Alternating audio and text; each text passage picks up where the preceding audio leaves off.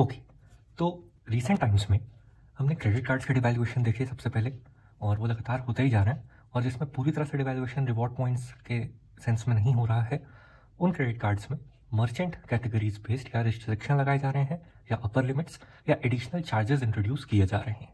ठीक है, तो वो भी एक तरह से आप देखो तो डिवैल्यूएशन बोल सकते हैं। उसके बाद डिवैल्यूएशन होना शुरू हुआ जीरो बैलेंस अकाउंट्स का।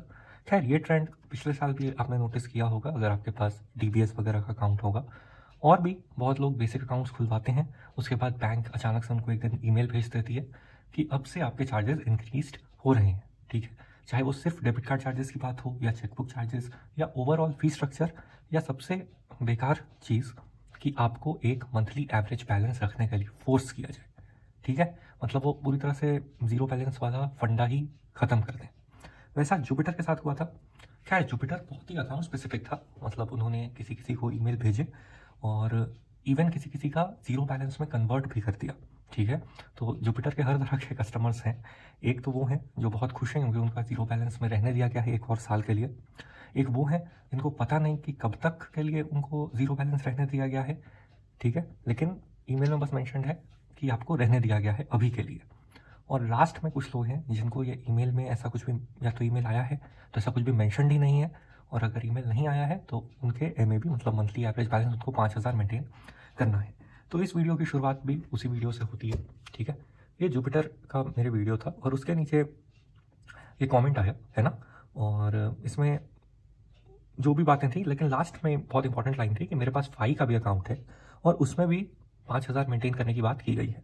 अब मैंने जब वेबसाइट पे जाके देखा तो मुझे तो वैसा कुछ भी मिला नहीं, तो मैंने इनसे कांटेक्ट करने की कोशिश की और मैंने बताया कि आप इंस्टा पे भी भेज सकते हो, है ना।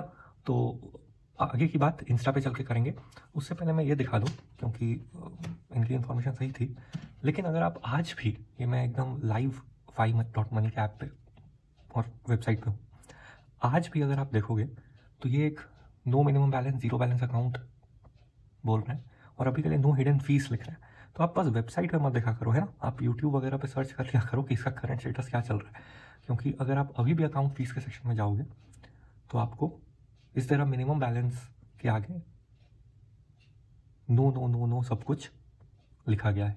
ठीक है, तो होपफुली ये अचानक से लास्ट डेट को चेंज करेंगे, तो उसका वेट आपको नहीं करना है ना, आपको पहले ही वो चेंज कर लेना है। चलते हैं इंस्टा पे, इन्होंने मैसेज किया और मैं आपको भी बता दूंगा कि आप कैसे कुछ भी शेयर कर सकते हो। ठीक है, तो इन्होंने फेडरल बैंक के साथ क्रॉस चेक भी किया है डिटेल्स। ठीक है, तो ये बहुत ही अच्छी बात है, और ये जो स्क्रीनशॉट्स इन्होंने शेयर किए हैं यहाँ पे वो मैं आपको एक एक करके बताता जाता हूँ। सबसे पहला स्क्रीनशॉट ये है, इसमें अगर आप थोड़ा सा जूम करो, ऐसे उन्होंने नेक्स्ट पेज पे जूम वाला भी भेजा है शायद, हाँ ये जूम वाला भेजा है। ये है सेविंग्स अकाउंट और डेबिट कार्ड की फ़ीस का पेज। सबसे पहला कि फिजिकल डेबिट कार्ड के एनुअल मेंटेनेंस चार्जेस, यानी डेबिट कार्ड अगर आप लेते हो तो स्टैंडर्ड अकाउंट आपके पास है ज़ीरो बैलेंस वाला, तो आपको 299 देना पड़ेगा। ठीक है, प्लस अकाउंट के लिए वेव्ड ऑफ है, लेकिन उस पर स्टार मार्क है, उस स्टार मार्क पे आते हैं। और अगर आपके पास सैलरी अकाउंट है फाई का, या इनफाइनाइट अगर आप 50,000 मेंटेन करते हो तो आपके लिए वेव्ड ऑफ रखा गया है, ज़ीरो। इंटरनेशनल एटीएम चार्जेस 200 रुपये हैं सारे ही अकाउंट के लिए, आप देख सकते हो। फाइनेंशियल या नॉन फाइनेंशियल ट्रांजैक्शन क्या होते हैं, अगर आप बैलेंस चेक वगैरह करते हो। लेकिन अगर आपका एटीएम विड्रॉल डिक्लाइन भी होता है, ठीक है, तो भी आपको ये 200 रुपये के चार्जेस देने होंगे, तो बैलेंस मेंटेन करके रखना। एक नई चीज़ यहाँ पे इंट्रोड्यूस की गई है, वो है अकाउंट क्लोजर चार्जेस। अगर आप अपना अकाउंट क्लोज करते हो थ्रू फाई, अगर सिर्फ 15 दिन पुराना आपका अकाउंट है तो आपके 0 रुपीज़ लगेंगे, 2 हफ्ते पुराना। लेकिन अगर ये 2 हफ्ते से ज़्यादा है तो आपके 300 रुपये लगेंगे।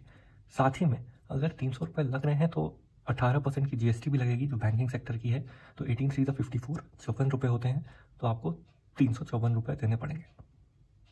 ठीक है, क्योंकि यहाँ पे 18% जीएसटी वाला बात मेंशन है। इसके बाद एक चीज़ यहाँ पे कार्ड एंड फीस के बारे में है जो मैं थोड़ा जूम करके आपको दिखा दूँ कि 8 मार्च 2025 से पहले अगर आपकी कार्ड एनिवर्सरी पड़ गई तब तो आपको सिर्फ 199 प्लस जीएसटी देने पड़ेंगे। लेकिन अगर 8 मार्च के बाद है तो आपको 299 प्लस जीएसटी देने पड़ेंगे, यानी ये भी जो चार्ज है, ठीक है, स्टैंडर्ड का, इसमें ये टर्म एंड कंडीशन है। इसके बाद आते हैं प्लस में, इसमें आपको 10,000 रुपये मेंटेन करने होते हैं, वो वेव्ड ऑफ सिर्फ तभी होगा जब आपके डेबिट कार्ड स्पेंड्स 25,000 रुपये से ज़्यादा है, ठीक है। नहीं तो आपको 199 प्लस GST देने होंगे। 25,000 रुपये से ज़्यादा भी पेटीएम विड्रॉल्स, वॉलेट लोड्स ये सब काउंट नहीं होते हैं, सिर्फ रिटेल स्पेंड्स काउंट होते हैं। रिटेल स्पेंड मतलब ऑनलाइन ऑफलाइन अगर आप POS पे कोई ट्रांजैक्शन करते हो वो सब। इसके बाद इन्होंने ये फाई का ये भेजा है। वैसे मैंने इसको डाउनलोड कर लिया है तो मैं उससे आपको दिखा देता हूँ, लेकिन इन्होंने फिर भी जो इंपॉर्टेंट चीज़ें मार्क की हैं वो है भाई अकाउंट क्लोजर चार्जेस, इसके बारे में बात हो चुकी है। Debit card dynamic currency charges, ये क्या होता है? ये अगर आप जीरो फॉरेक्स के नाम से तो ये अपने कार्ड को बेचते हैं, है ना, जीरो फॉरेक्स। लेकिन इशू क्या है कि अगर आप विदेशों में जाके इंडियन करेंसी में पे करोगे तो वो एक उनके POS से DCC भी एक्स्ट्रा 1% चार्ज करेंगे, यहाँ लिखा हुआ है, ठीक है। तो आपको जीरो फॉरेक्स देना है, सही बात है, लेकिन आपको 1% देना ही पड़ेगा, ठीक है। इसलिए लोकल करेंसी में पे किया कर, इस चीज़ से बचने के लिए। मेरे भी कुछ जान पहचान के लोग गए हुए हैं इंटरनेशनल, तो मैं उनको भी हमेशा बोलता हूँ, आप जैसे ही POS में अपना कार्ड एंटर करते हो और आपके ट्रांजैक्शन से जस्ट पहले वो ऑप्शन देते हैं कि आपको लोकल करेंसी में पे करना है या इंटरनेशनल में, मतलब या इंडियन में, सॉरी। अगर आप इंडियन करेंसी में कोई आपको POS दे रहा है, उसमें पहले से इंडियन करेंसी सेलेक्टेड है, तो आप उसको बोलो कि नहीं मेरे पास फॉरेक्स कार्ड है और आई वांट टू पे इन लोकल करेंसी, है ना, तो वो फिर से वो करके देगा, कोई इशू नहीं है। और लास्ट में है नॉन मेंटेनेंस चार्जेस, ये इन्होंने सबसे इंपॉर्टेंट मार्क किया है, जो कि है कि आपको 5,000 रुपये मेंटेन करने होंगे, ठीक है, नहीं तो 200 रुपये पर मंथ, और इन सब अमाउंट पे GST लगेगी तो 236 रुपये पर मंथ आपको देने हैं। तो आप समझ जाओ कि ये बहुत महंगा फेयर आपको पड़ने वाला है, ठीक है। आज आते हैं, मैंने जो PDF डाउनलोड की है, ठीक है, ये फेडरल की ऑफिशियल PDF है। आपको पता होगा कि फाई जो है वो फेडरल के साथ पार्टनरशिप में ही है अकाउंट, ठीक है। मैं इसको ये कर लेता हूँ तो आपको समझाने में ईजी होगा, ठीक है। कुछ इस तरह का ये PDF है और 5 स्कीम्स, ठीक है, फेडरल का ही है ये, और ये 5 स्कीम्स इसमें लिखा हुआ है। देखो, सबसे पहले इस पे आपको फोकस करना है मेनली। स्टैंडर्ड मतलब है इनका जीरो बैलेंस अकाउंट, मैक्स है इनका 10,000 रुपये मेंटेन करने वाला अकाउंट, इनको प्लस बोलते हैं ये, और अल्टीमेट है इनका या सैलरी अकाउंट या अगर आप इनफाइनाइट मेंटेन करते हैं यानी 50,000 रुपये, ठीक है।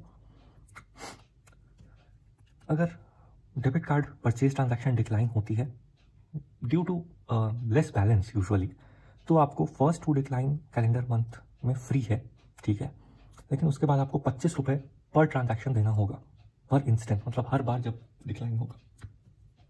ये अक्रॉस द बोर्ड सेम है।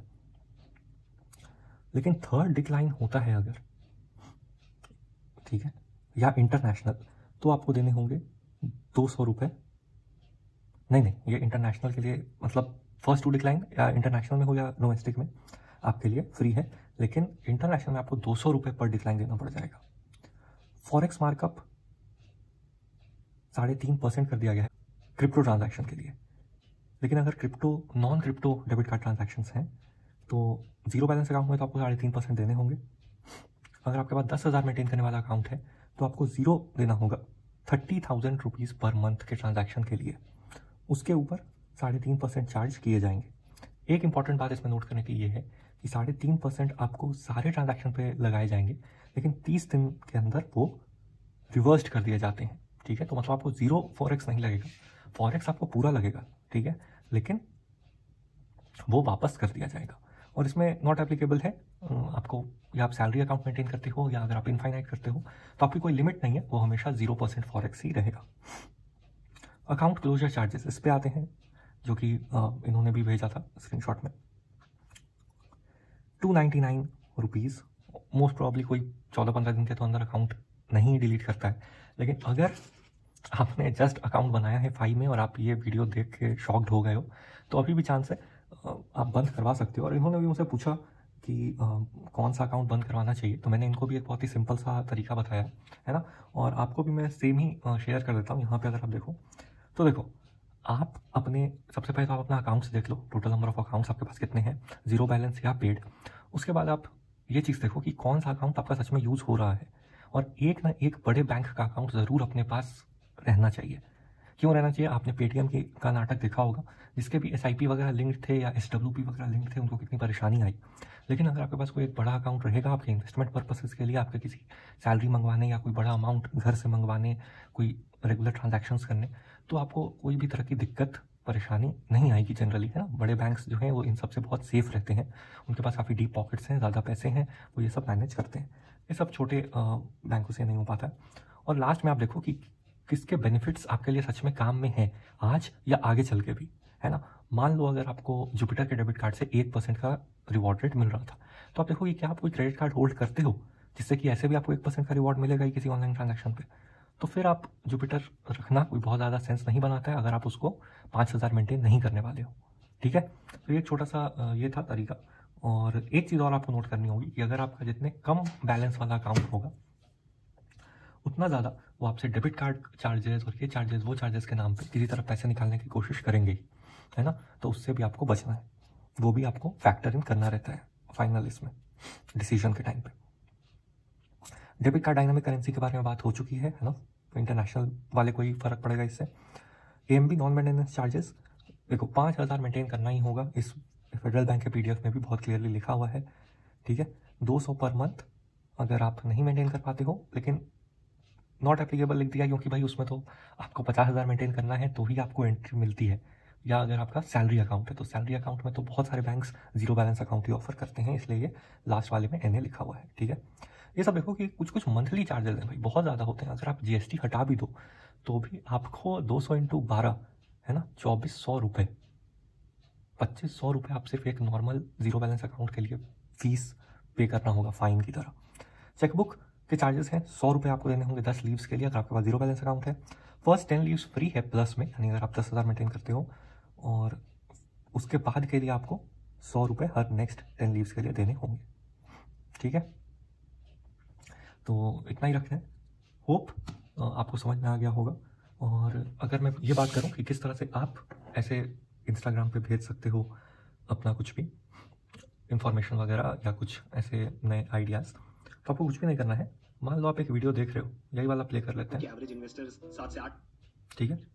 तो आपको इस चैनल पे क्लिक करना है, ठीक है। चैनल पे आपने क्लिक किया, चैनल पे आपने जैसे ही क्लिक किया यहाँ पे कम्युनिटी टैब होता है, आपने कम्युनिटी टैब पे क्लिक किया और यहाँ पे आपको ये इंस्टाग्राम का लिंक मिल जाएगा। वैसे मैं इसको अब से हर वीडियो के डिस्क्रिप्शन में लिंक कर दूँगा।